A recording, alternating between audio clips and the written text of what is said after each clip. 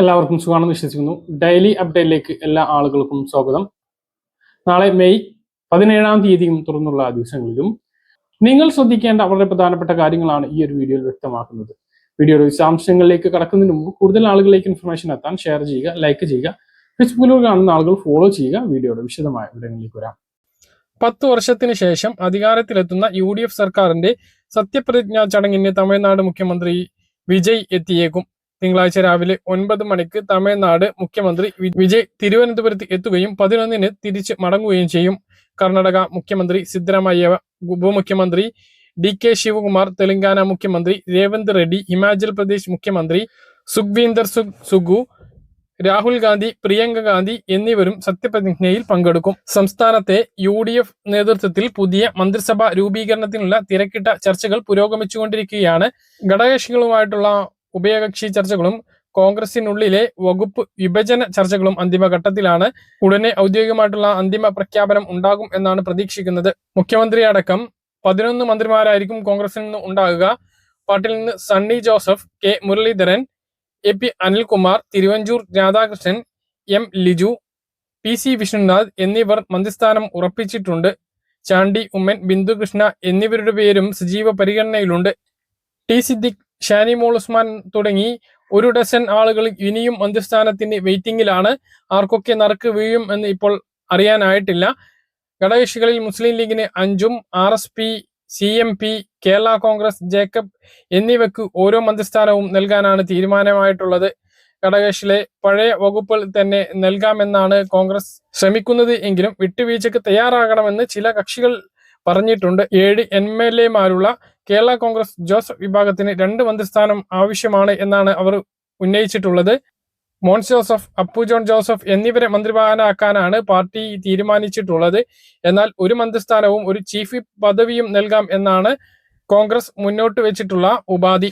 മുന്നണിയിൽ ഉൾപ്പെടാത്ത വിഭാഗമായിട്ടുള്ള KK Rama, Mani C Kappan എന്നിവർക്ക് 2.5 വർഷം വീതം ടൈം വ്യവസ്ഥയിൽ മന്ത്രിസ്ഥാനം നൽകാം എന്നാണ് തത്വത്തിൽ ധാരണയായിട്ടുള്ളത്. മുൻ CPM നേതാവായിട്ടുള്ള G സുധാകരന് സ്പീക്കർ പദവിയോ അല്ലെങ്കിൽ ക്യാബിനറ്റ് റാങ്കിലുള്ള മറ്റേതെങ്കിലും പദവിയോ നൽകാനുള്ള കാര്യവും കോൺഗ്രസ് സജീവമായിട്ട് പരിഗണിക്കുന്നുണ്ട്.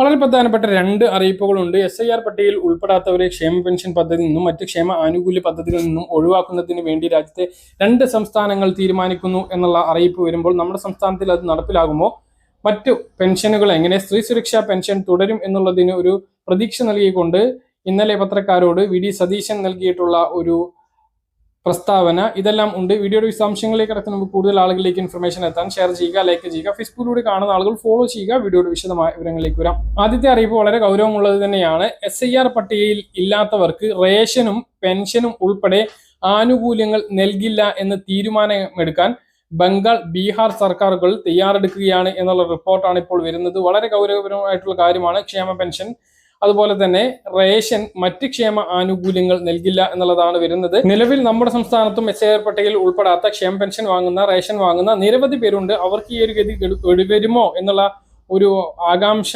ഇതിനോടൊപ്പം പങ്കുവെക്കുകയാണ്. നിലവിൽ നമ്മുടെ സംസ്ഥാനത്ത് സർക്കാർ അങ്ങനെ തീരുമാനം എടുക്കില്ല എന്ന് നമ്മൾ പ്രതീക്ഷിക്കാം.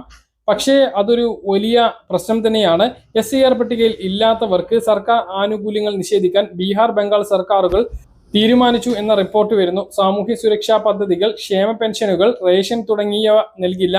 ഇന്ത്യൻ പൗരൻ അല്ലാത്തവർക്ക് ആനുകൂല്യം നൽകുന്നത് എന്തിനാണ് എന്ന് ബംഗാൾ മന്ത്രി അഗ്നിമിത്ര പോൾ ചോദിച്ചിരിക്കുകയാണ്. SIRന് പിന്നാലെ വോട്ടർ പട്ടികയിൽ നിന്നും പുറത്തായവർക്കെതിരെ നടപടി സ്വീകരിക്കുകയാണ് ബംഗാൾ, ബീഹാർ സർക്കാരുകൾ. റേഷൻ ഉൾപ്പെടെയുള്ള സർക്കാർ ആനുകൂല്യങ്ങൾ നിഷേധിക്കാനാണ് ബംഗാൾ, ബീഹാർ സർക്കാരുകൾ തീരുമാനിച്ചിട്ടുള്ളത്. സാമൂഹ്യ സുരക്ഷാ പദ്ധതികൾ, ക്ഷേമ പെൻഷനുകൾ തുടങ്ങിയവയിൽ നിന്നും പട്ടികയിൽ ഇല്ലാത്തവർക്ക് നൽകില്ല എന്നാണ് ഇപ്പോൾ അറിയിച്ചിട്ടുള്ളത്. ബംഗാളിൽ ആദ്യ മന്ത്രിസഭാ യോഗത്തിന് ശേഷം മുഖ്യമന്ത്രി സുവേന്ദു അധികാരിയാണ് ഈ കർശന നിലപാട് വ്യക്തമാക്കിയത്.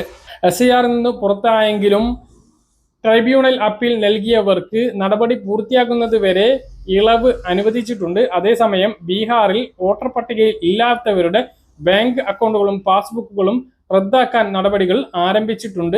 ആനുകൂല്യങ്ങൾ നിഷേധിക്കുന്നത് പൗരാവകാശ ലംഘനമാണ് എന്ന് പ്രതിപക്ഷ പാർട്ടികളുടെ ആരോപണം നിലനിൽക്കെയാണ് ഈ നടപടി. നമ്മുടെ സംസ്ഥാനത്തും നിരവധി പേരാണ് SIR പട്ടികയിൽ ഉൾപ്പെടാത്തത്. അപ്പൊ ഇങ്ങനെയുള്ള ആളുകളൊക്കെ ഈ പദ്ധതിയിൽ നിന്നൊക്കെ ഒഴിവാക്കുക എന്ന് പറഞ്ഞാൽ വളരെയധികം ക്രൂരമാണ്.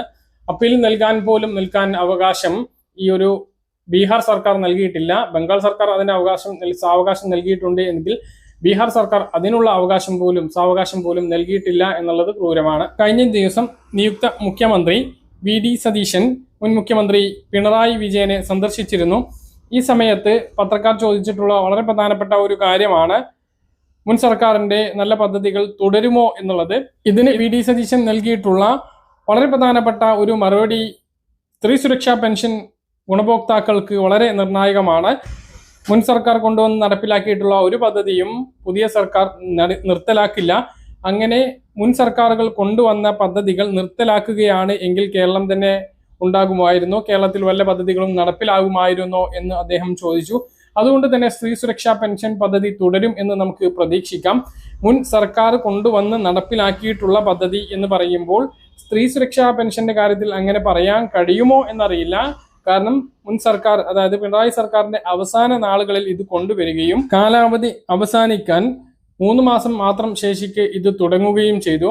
പക്ഷെ കാലാവധി പൂർത്തിയാകുന്നതിന് മുമ്പ് ഇത് കുടിശ്ശിക വരുത്തുകയും അല്ലെങ്കിൽ നിർത്തിവെക്കുകയും ചെയ്ത പദ്ധതിയാണ്. അതുകൊണ്ട് ഇതിന്റെ നടത്തിപ്പ് ഏത് രീതിയിലാകും എന്നുള്ളത് നമ്മൾ കാത്തിരുന്ന് കാണണം. എന്തായാലും ഇത്തരത്തിലുള്ള ഒരു പ്രഖ്യാപനം അല്ലെങ്കിൽ ഒരു പ്രസ്താവന നിയുക്ത മുഖ്യമന്ത്രി VD സതീശന്റെ ഭാഗത്തു നിന്നും ഉണ്ടായി എന്നുള്ളത് വളരെ പ്രതീക്ഷയോട് കൂടിയിട്ടാണ് നമ്മൾ നോക്കിക്കാണുന്നത്. ഈ പദ്ധതിയുടെ കാര്യത്തിൽ മാത്രമല്ല, മറ്റു പദ്ധതികളും അങ്ങനെ തന്നെയായിരിക്കും. മുൻ സർക്കാർ കൊണ്ടുവന്നിട്ടുള്ള നിരവധി പദ്ധതികളുണ്ട്.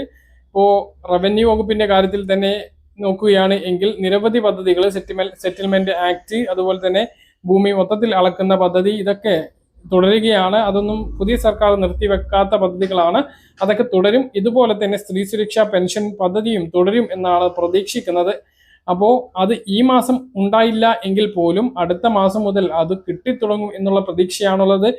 മെയ് മാസത്തെ പെൻഷന്റെ കാര്യത്തിൽ സംശയമൊന്നും വേണ്ട. ഈ മാസം 25 മുതൽ അതിന്റെ ഒരു വിതരണം ഉണ്ടാകും എന്ന് തന്നെയാണ് പ്രതീക്ഷിക്കുന്നത്.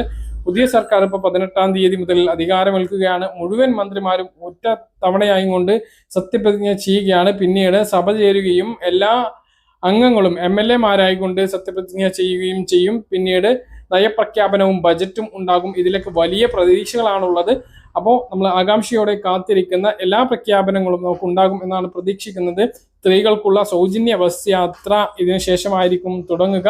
കഴിഞ്ഞ ദിവസം മഹിളാ മോർച്ച സ്ത്രീകൾക്കുള്ള സൗജന്യ ബസ് യാത്ര നടപ്പിലാക്കാത്തതിനെതിരെ സമരം ചെയ്തിരുന്നു. പക്ഷേ വളരെ ഒരു മണ്ടത്തരമായിട്ടുള്ള സമരം എന്ന് വേണമെങ്കിൽ പറയാം. നിലവിൽ ഒരു സർക്കാർ ഇല്ലാത്ത സമയത്താണ് വാഗ്ദാനങ്ങൾ നടപ്പിലാക്കിയിട്ടില്ല എന്ന് പറഞ്ഞ് സമരം ചെയ്യുന്നത്. രാജ്യം ഭരിക്കുന്ന ഒരു പ്രധാനപ്പെട്ട പാർട്ടിയുടെ ഉത്തരവാദിത്തപ്പെട്ട ഒരു സംഘടന ഇങ്ങനെ തലയും വാലും ഇല്ലാത്ത ഒരു സമരത്തിന് ഇറങ്ങി പുറപ്പെട്ടു എന്നുള്ളത് തന്നെ ഒരു അപഹാസ്യമായി തോന്നുന്നു. നിലവിൽ നമ്മുടെ സംസ്ഥാനത്ത് നിലനിൽക്കുന്നത് ഒരു കാവൽ മന്ത്രിസഭയാണ്.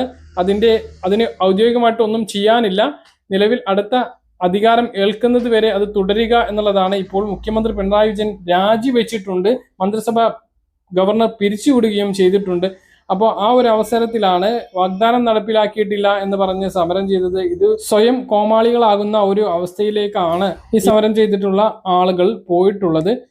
ഇങ്ങനെ ഒരു പദ്ധതി UDFന്റെ വാഗ്ദാനമാണ്. അത് അധികാരത്തിൽ വന്ന് നടപ്പിലാക്കിയിട്ടില്ല എങ്കിൽ സമരമൊക്കെ ചെയ്യണം, അത് ശരി തന്നെയാണ്. പക്ഷേ ഇത് ഒരു സർക്കാർ വരുന്നതിന് മുമ്പ് ഇത്തരത്തിലുള്ള ഒരു സമരം എന്നുള്ളത് ഫുൾ കോമഡി ആയി പോയി എന്നുള്ളത് പറയാതെ വയ്യ. നിങ്ങളുടെ അഭിപ്രായം താഴെ കമന്റായിട്ട് രേഖപ്പെടുത്തുക. സ്വർണ്ണവില ഗ്രാമിന് 100 രൂപ കുറഞ്ഞ് 14,350 രൂപയും പവന് 800 രൂപ കുറഞ്ഞ് 1,14,800 രൂപയുമായിട്ടുണ്ട്. പറഞ്ഞ കാര്യങ്ങൾ കൃത്യമായിട്ട് മനസ്സിലാണെന്ന് കരുതുന്നു. ഇതുപോലുള്ള ഇൻഫർമേഷനുകൾക്ക് ഫോളോ ചെയ്യുക, സബ്സ്ക്രൈബ് ചെയ്യുക. മറ്റൊരു വീഡിയോയുമായി നമുക്ക് വീണ്ടും കാണാം. ഇതുവരെ